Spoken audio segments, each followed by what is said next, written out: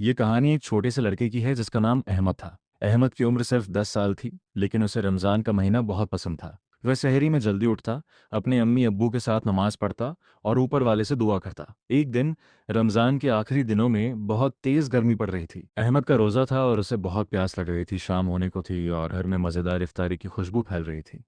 उसकी अम्मी ने पकौड़े, समोसे, फल और ठंडा शरबत तैयार किया था। अहमद दस्तरखान पर बैठकर बेसब्री से अजान का इंतज़ार कर रहा था। अचानक अहमद की नज़र खिड़की से बाहर पड़ी। उसने देखा कि सामने वाले घर के चबूतरे पर एक बूढ़े बाबा बैठे हैं।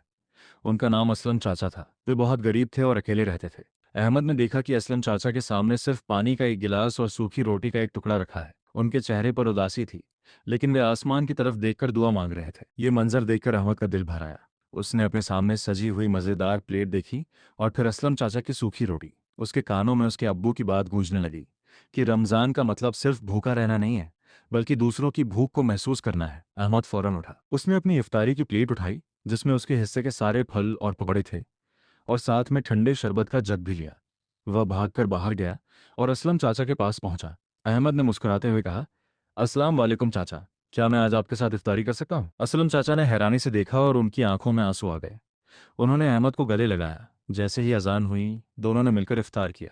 अहमद ने उस दिन बहुत कम खाया, लेकिन उसे ऐसा लगा जैसे उसका पेट दुनिया के सबसे बेहतरीन खानों से भर गया है। उस रात जब अहमद सोया, तो उसे एक अजीब सा सुकून महसूस हुआ। उसे समझ आ गया था कि पेट भरने से ज्यादा खुशी किसी का दिल भरने में है। यही रमज़ान का असली पैगाम है।